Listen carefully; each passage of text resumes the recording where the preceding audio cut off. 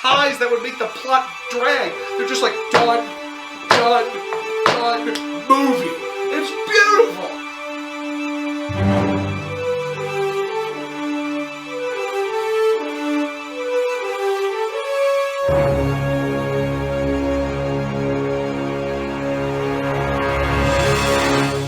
Nobody. This is starring Bob Odenkirk. You would know from he's Better Call Saul from Breaking Bad, and then his own spin-off show, Better Call Saul, which you need to watch already. It's great. Watch Breaking Bad and Better Call Saul. He's great. The show is great. This movie is great. 1, 2, 3. Whatever the fuck that means. All right. So we'll start with Brett. I would like to start by talking about you for a second, Will. Will's ratings of movies, this man is the stingiest person I've ever met when it comes to rating films. This is true. I say that after my last one, I gave Kong a 9 out of 10. Which is amazing to me. I like in the monster category. Right, but like normally we'll watch a movie, Alex and I are like, that was awesome! And Will sit there and he just goes, I'll give it a 7 out of 10. Or I'll give it like a 7.245. I never get the I know, but it's just, and we're like, okay. And like half the time we laugh, half the time it's like we're like, yeah, and he's just like, it was good. I'm trying to be sincere. Right. What I'm saying is you have I don't get caught in hype. You don't get caught up in the hype, and you have the stingiest ratings system I've ever seen. And this is only the second film I've ever watched with you that you have given a 10 out of 10. What was the first film? The first film was Klaus. Klaus. The animated film Klaus. Yes. That was great. Hear me out. I guarantee you, once you see this film, Klaus, you will put it in your lineup next to Rudolph the Red-Nosed Reindeer as a Christmas must. And you will cry every year. You will love it. So Netflix, that movie, right? Netflix. That movie not only brings the story of Santa, it brings the spirit of Santa harder than the coldest winter blast you have ever felt. That movie felt like opening a present that you never knew you wanted. That said, this is only the second movie. I've known Nobody. this man for over 10 years, and this is only the second film I've ever watched with him that he's given a 10 out of 10. I judged it for what I saw, and the thing is, I take my score down whenever I see a problem. I watched Nobody. This movie was great. And this movie, from start to finish, is a beautiful build-up on a man who it's the John Wick story of he used to be someone much more devastating and dangerous than he was, and he's out of the game. He's just trying to live his normal life, but he just can't do it anymore. Which he needs to go back.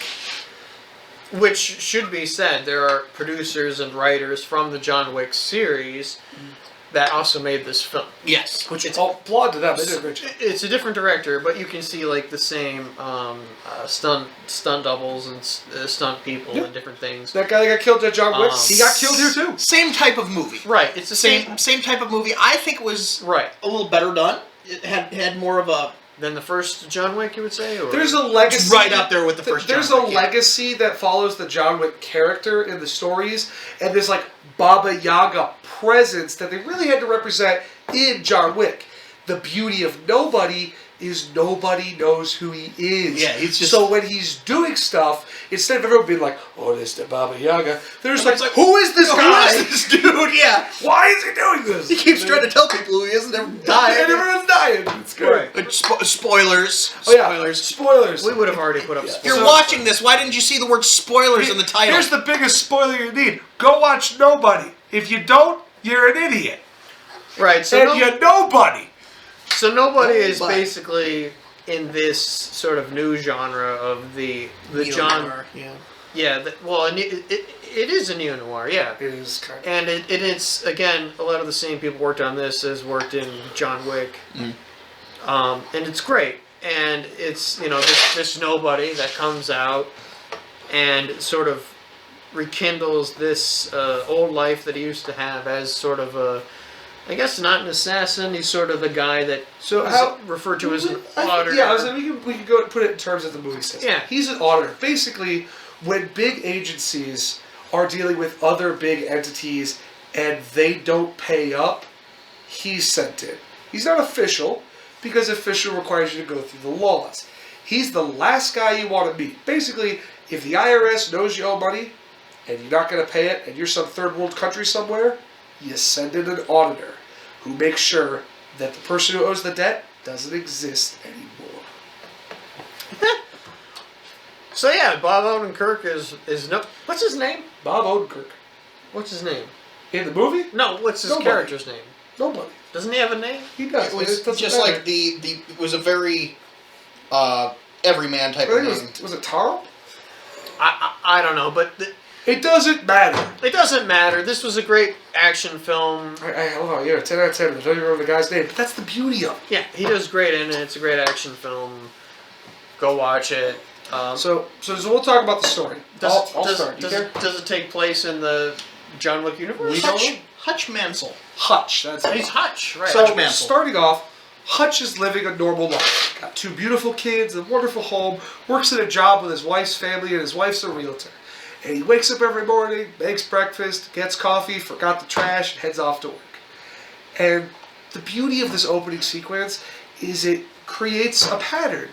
And then it starts flipping through it in such a speed, and it takes its time. It doesn't like rush you through it. That scene lasts It like makes a it- solid 10 minutes. It makes it so Yeah, long yeah. that you also feel the same anguish he does of another day. It's- another day. It's one of those another day. instances where you take a gag and With- you keep driving it to the point that it gets old, Well- and then you keep pushing it until it comes back around the horn and it's hilarious. Well, that I didn't get comedy out of it.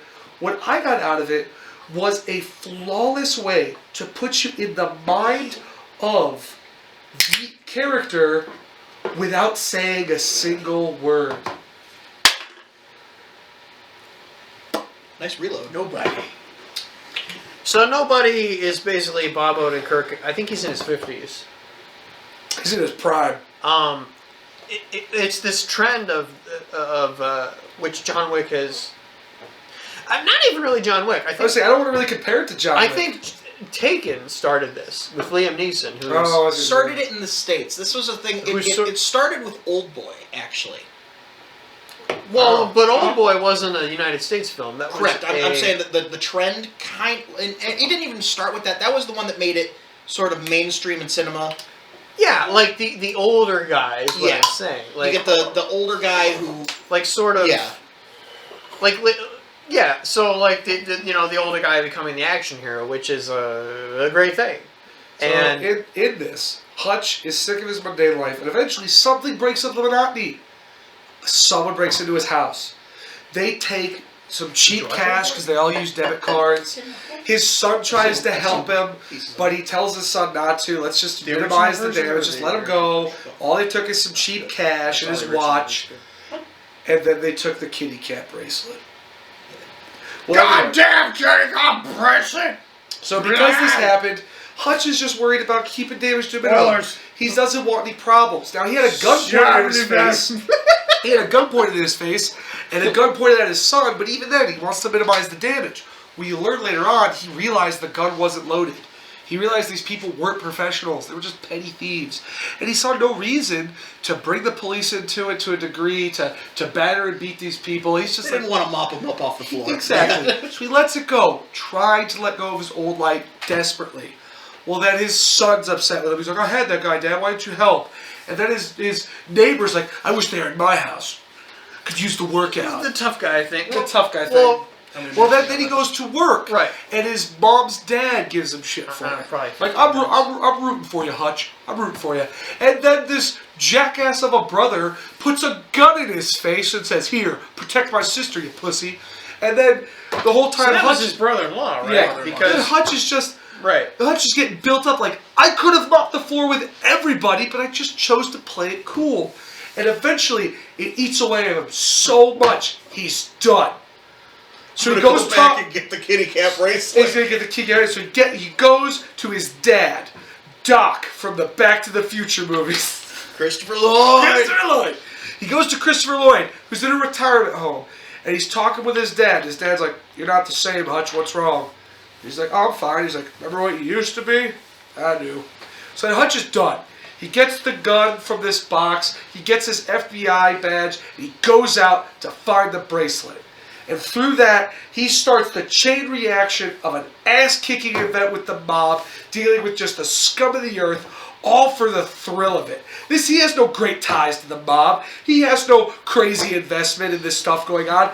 He is a man going through a midlife crisis, and you're coming with him. Yeah, some people buy a sports car. This guy cleans up the mob. Freaking sleeps people. And it's great. That's the best part.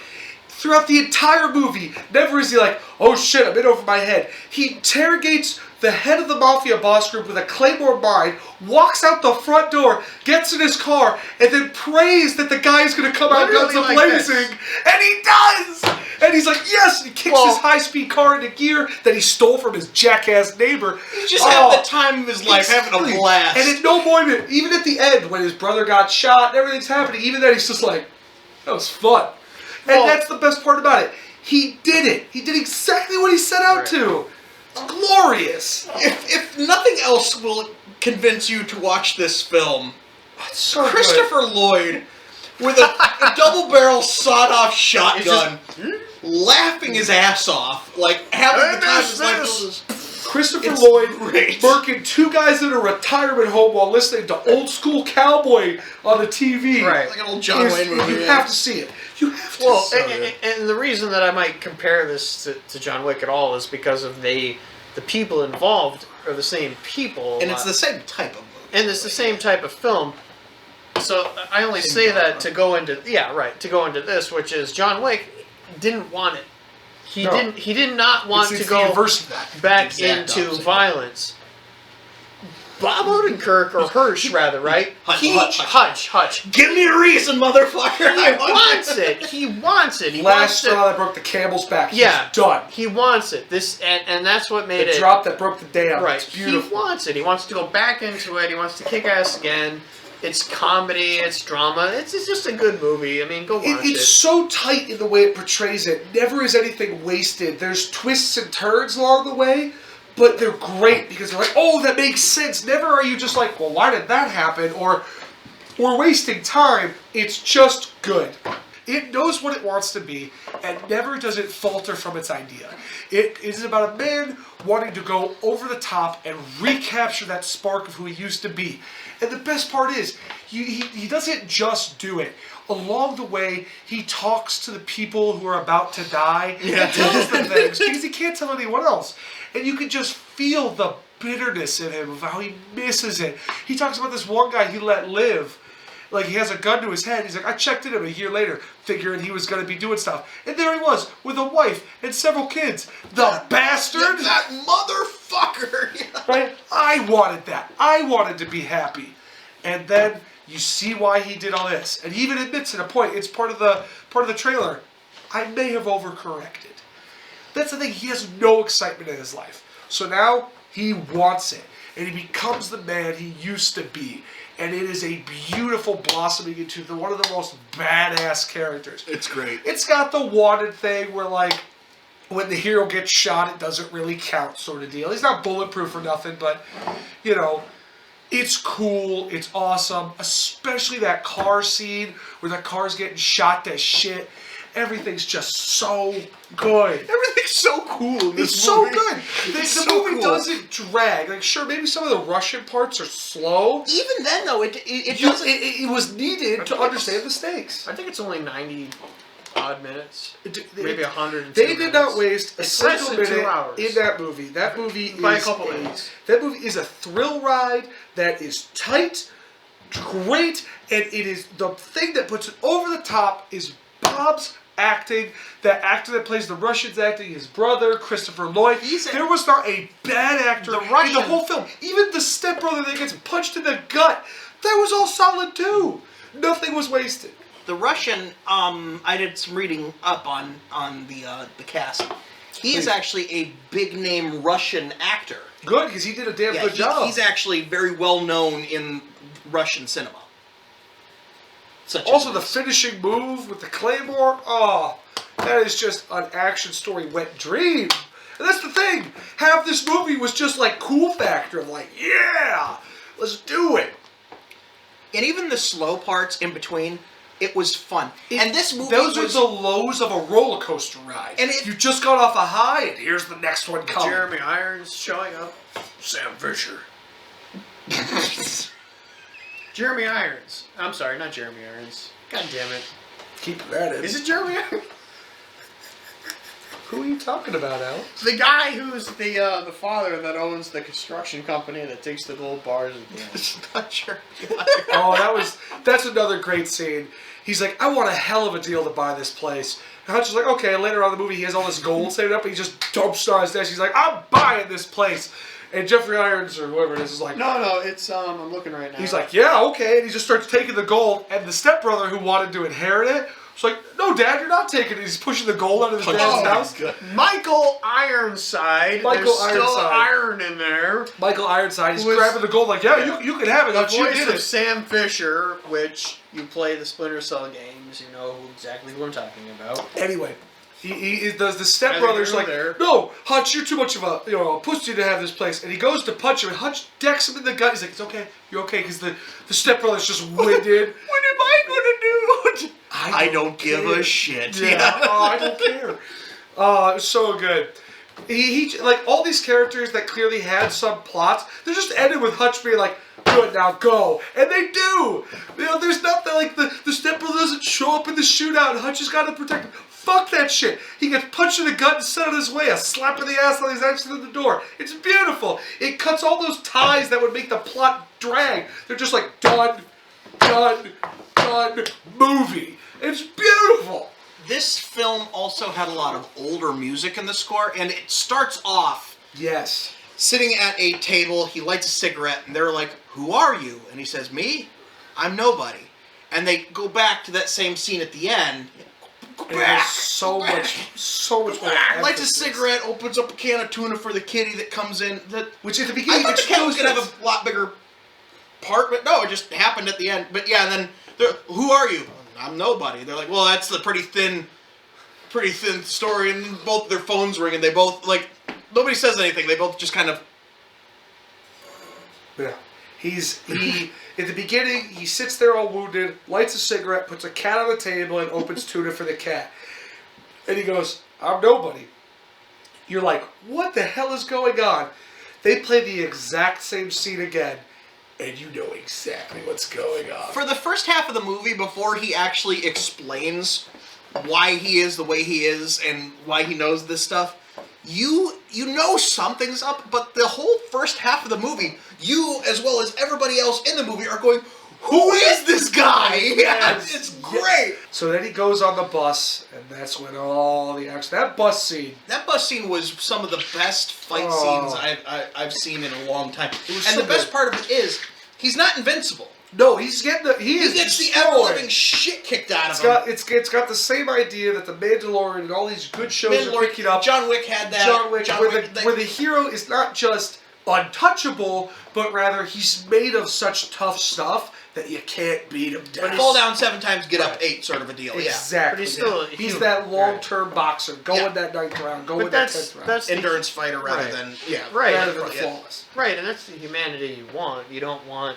because you connect with Because that. for years we had that Bruce Lee only takes a hit by the final enemy type character.